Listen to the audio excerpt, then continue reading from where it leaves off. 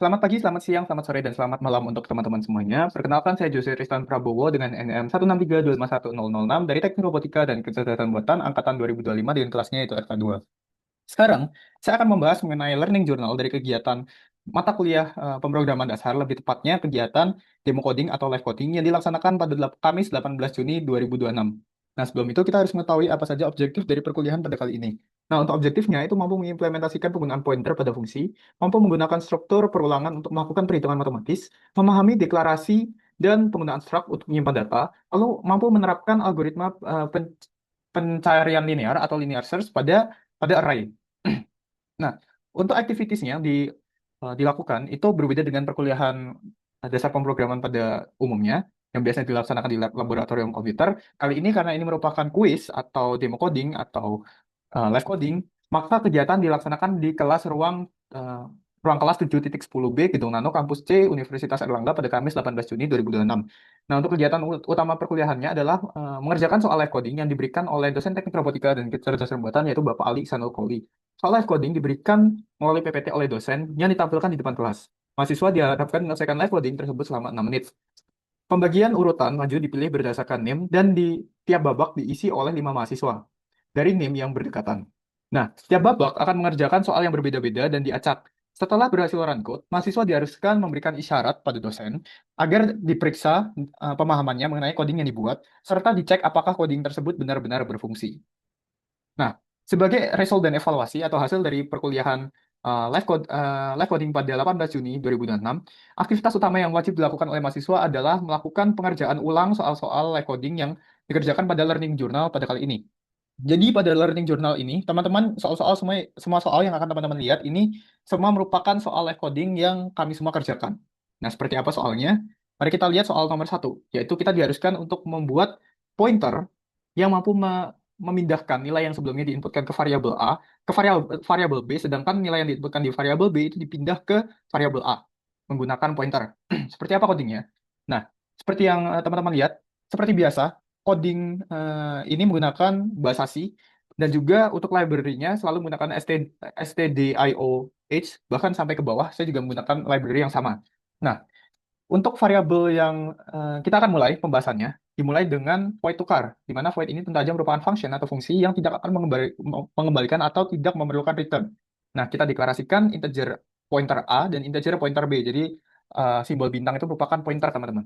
Nah, lalu temp ini apa? Nah, temp ini merupakan variabel yang saya buat sebagai eh, kepanjangannya yang saya maksud itu adalah temporary atau em, sementara. Nah, ini gunanya apa? Nah, secara analogi ini seperti ini. Anggaplah variabel A dan variabel B itu merupakan gelas. Nah, data yang diinputkan di variabel A dan variabel B yang dalam konteks ini adalah 5 dan 9 itu adalah suatu air atau suatu cairan. Nah, pada case kali ini itu bagaimana kita memindahkan cairan dari gelas A ke gelas B sedangkan cairan dari gelas B ke gelas A. Kalau kita memindahkannya langsung, maka resikonya adalah cairan tersebut akan tumpang tindih, teman-teman. Atau cairan tersebut bisa dibilang dalam konteks coding pada kali ini datanya hilang. Datanya akan hilang secara permanen. Nah, bagaimana agar data tersebut tidak hilang secara permanen? Jawabannya kita membutuhkan gelas ketiga. Gelas ketiga itu hanya sebagai tempat transit cairan yang untuk dipindah dari satu gelas ke gelas yang lain. Jadinya lebih terorganisir dan tidak akan terjadi tumpang tindih atau dalam konteks coding ini adalah data yang hilang. Nah, bisa kita lihat temp sama dengan pointer A. Artinya dia diisi dulu em, pointer A. Nah, pointer A itu sama dengan pointer B, yang artinya ini tukar nih variabelnya. Yang dari yang A ini datang A itu dipindah ke B. Sedangkan yang B itu dipindah ke A. Nah, untuk transitnya atau istilahnya biar datanya itu tidak hilang, itulah sebabnya kita menggunakan gelas ketiga yang dalam konteks ini merupakan variabel temp ini tadi atau temporary. Nah, di main functionnya kita inputkan A itu 5 dan B itu adalah 9. Nah, kita printf dulu sebelumnya.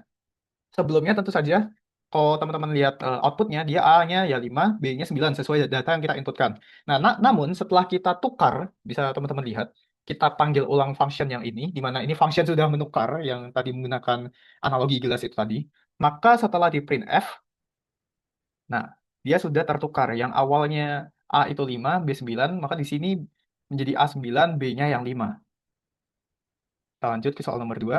Nah, untuk soal nomor 2 ini adalah kita diharuskan untuk membuat loop pada suatu bilangan di mana membuat coding loop untuk membuat fungsi jika kita inputkan suatu angka, anggap aja satu angka apapun itu, maka dia akan menjumlahkan atau melakukan sum pada semua angka genap yang ada pada rentang angka tersebut. Misal, di sini kita contohnya ini adalah n-nya 10 gitu. Kenapa jumlah bilangan genapnya adalah 30? Karena di 10 dari rentang 0 sampai 10 di situ ada 0, bilangan genapnya itu ada 2, 4, 6, 8 dan 10. Itulah sebabnya 2 tambah 4 6. 6 ditambah hasil dari 2 tambah 4 12 tambah 8 tambah 8 itu adalah 20 tambah 10 itu adalah 30. Nah, itulah sebabnya dia hasilnya adalah 30. Jadi istilahnya dia hanya menghitung angka genap dari rentang n tersebut. Nah, bagaimana cara membuatnya? Nah, di sini seperti yang teman-teman lihat, kita di sini akan menggunakan for loop, teman-teman. Jadi kita in dulu, in n, ini untuk variabel angka inputannya. Ini memang kesalahan saya, karena memang yang harusnya dia n-nya huruf besar, saya tulisnya huruf kecil. Nah, in total sama dengan 0. Kenapa in total harus kita deklarasikan 0 dulu? Karena agar istilahnya dia itu nanti lebih adaptif, lebih bisa dimasukkan, menyesuaikan dengan rentangnya gitu. Nah, kita masuk printf, masukkan n, dan di sini scan f untuk input n-nya itu tadi. Jadi misalnya dalam konteks ini nih, kalau saya 10 ya, kalau di sini kan 30 tuh tadi. Saya masukkannya, ya, saya masukkannya 10 gitu. Dalam konteks ini 10. Nah, ini fungsi utamanya yaitu menggunakan for loop, di mana int i sama dengan 2 atau integer i sama dengan 2, itu i, bila i kurang dari sama dengan n, maka i akan terus ditambah 2. Nah, ini untuk membuat loop bilangan genapnya. Dia akan mencetak i itu sebagai bilangan genap terus, karena kan dimulai dari 2, 4, 6, semua kelipatan 2 kan, bilangan genap. Nah, itulah sebabnya dia I-nya harus disama dengankan 2 dulu. Terus setelah itu, selama dia kurang dari sama dengan n, maka dia akan mengikuti apa namanya sampai ke n. Dan I plus plus sama dengan 2 ini artinya I akan ditambah 2 terus. Loopnya akan selalu seperti itu. Dan di dalam loopnya itu ada total plus sama dengan I. Yang artinya total, total di sini ini 0, dia akan terus bertambah dengan menjumlahkan I-nya. Kalau misalnya dia pingin I-nya ini kali, ya udah ini tinggal diubah aja kali. Biasanya untuk soal faktorial gitu. Nah, tapi dalam konteks ini dia penjumlahan aja gitu. Nah, maka tinggal kita print F. Yang kita print F itu merupakan totalnya, teman-teman. Seperti apa outputnya? Seperti ini. Misal saya masukkan angka 10 dan keluarannya nanti jumlah bilangan genapnya adalah 30. 30 didapat dari mana? 30 didapat dari 2 tambah 4 tambah 6 tambah 8 tambah 10. Hasilnya 30. Seperti itu. Karena yang rentangnya saya masukkan di sini adalah 10, teman-teman. Mungkin akan berbeda kalau saya masukkannya nanti 12 atau saya masukkannya 20, maka akan beda hasilnya. Nah, untuk soal yang ketiga, di sini merupakan soal struct atau pengorganisasian data menjadi satu data baru, di mana di sini output keluarannya itu harus ada, kita inputkan nama, ada nama, NIM, dan IPK, lalu ada data mahasiswa keluaran. Nah, di sini keterangannya nama itu harus berupa string, NIM itu berupa integer, sedangkan IPK itu harus berupa float. Nah, seperti apa cara membuatnya? Cara membuatnya seperti ini. Pertama, kita deklarasikan dulu variabel struct-nya, yaitu mahasiswa. Karena struct itu secara definitif itu kan merupakan satu data yang di dalamnya itu masih ada data lain kan. Nah, di sini struct itu merupakan mahasiswa. Anggaplah ini semacam brankas atau lemari yang isinya buku-buku atau data lain gitu. Nah, char nama 50, close bracket, open bracket, close bracket 50. Ini untuk tiap karakternya itu sampai 50 karakter gitu. Kenapa 50? Ini karena emang saya kebiasaan aja nulisnya 50 gitu, tapi memang cara penggunaan cara itu seperti itu. Kalau kita tidak tulis, maka nanti outputnya dia tidak akan keluar atau bisa bisa aja error gitu. Nah, untuk name-nya integer dan IPK itu tipe datanya float, sesuai ya. Langsung kita masuk ke main function-nya. Di main function kita deklarasikan struct mahasiswa itu sebagai MHS. Nah, jadi untuk penulisan ke depannya itu MHS. Nah, printf, masukkan data, dan di sini baru kita masukkan data kita, yaitu ada nama, name, dan IPK. Nah, untuk mengakses tiap variabelnya, misal variabel nama, variabel name, dan variabel IPK, itu tuh kalau dalam struct itu istilahnya kita harus menggunakan format deklarasi dari struct-nya, titik variabel yang ingin kita cari. Anggap aja di sini saya mau inputkan nama, maka saya tuliskannya scanf mhs titik nama, yang artinya saya masuk ke struct-nya. Nah, di struct saya masuk ke nama, seperti itu. Sama seperti name, saya masuk ke struct-nya, struct MHS, dan di struct MHS saya masuk ke name gitu.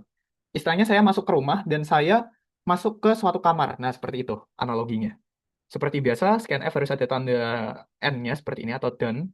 Dan baru setelah kita inputkan, baru kita printf atau kita print outputnya, hasil inputannya. Dan return 0. Untuk outputnya seperti apa? Outputnya seperti ini. Ini untuk yang input, jadi saya masukkan nama saya saja, Jose Tristan Prabowo, dengan NIM-nya 163251006, dan IPK-nya amin amin 4. Dan di sini maka data keluarannya akan seperti ini. Untuk soal keempat atau soal terakhir, ini kita diharuskan untuk membuat search pada array gitu ya. Jadi penggabungan antara search dan array. Di mana nanti ada ini 12, 45, 7, 33, 19, 8, 55, dan 3. Ini isi array-nya. Dan untuk output yang diinginkan itu adalah kita itu ngecek. Kita di sini disuruh mengecek apakah array tersebut ada di dalam array, nomor tersebut ada dalam data array dan nanti masuknya di indeks ke berapa gitu. Karena kan bentuknya array itu nanti ya, indeks-indeks seperti ini ya. Nah, langsung saja saya masuk ke codingannya, teman-teman. Nah, in ARR ini maksudnya in array seperti ini. Saya masukkan datanya sesuai dengan keinginan soalnya. Nah, kenapa di sini saya tulis in n pakai size of dan istilahnya saya pakai size of. Kenapa saya nggak tulis in misalnya ini kan datanya berapa nih? Ada 8 data. Kenapa saya nggak tulis in n sama dengan 8 gitu? Kenapa harus size of? Nah, ini supaya fleksibel aja teman-teman. Jadi misalnya saya ubah-ubah array-nya, maka istilahnya dia tetap bisa mencari tanpa error gitu karena memang ini lebih fleksibel. Istilahnya kita mau ubah datanya segimanapun dia akan tetap tetap berjalan normal gitu. In cari ini untuk search, untuk fungsi search-nya. Lalu in index sama dengan min satu. Kenapa dari min 1? Karena index itu kan dimulai dari nol. Semua dari nol kan dalam informatics itu nol baru satu. Jadi angka terkecil itu nol. Nah, gimana caranya biar dia waktu dijumlah dia itu masuk ke nol dulu bukan langsung ke satu. Jawabannya in indeksnya itu harus sama dengan min satu. Nah, baru kita print f, kita scan f dulu, misal cari angka berapa ini untuk outputnya saya 55. Baru setelah itu dia akan cari if array sama dengan cari, maka index sama dengan i, terus break. Nah, fungsinya saya menggunakan for loop di mana in i dia itu em, apa namanya? Dia itu integer i sama dengan nol. Nah, dari nol kan, kita dari nol, dia akan bila i kurang dari n, maka dia akan terus ditambah. Hampir sama seperti yang tadi. Bila fungsinya terpenuhi, maka dia break. Nah, if index itu tidak sama dengan min satu, maka eh, keluaran ditemukan gitu. Dia akan print keluaran ditemukan pada cari dan indeks berapa gitu. Sedangkan kalau misalnya dia else atau kalau dia apa namanya sama dengan min satu, maka dia keluaran tidak ditemukan. Seperti itu. Seperti yang saya bilang kan dia mulainya dari nol sampai eh, dalam konteks ini 0 sampai sampai 7 kan ya. Kalau misalnya dia kedeteknya malah min satu, em, bisa dibilang dia nggak ada gitu. Maka em, dia tidak ada indeksnya. Makanya dia dikeluarkan indeks apa namanya tidak ditemukan pada array gitu. Nah, pembahasan soal keempat ini sekaligus mengakhiri pembahasan Learning Journal pada kali ini. Sekian, saya Jose Rizwan Prabowo. Mohon maaf bila ada salah kata. Terima kasih.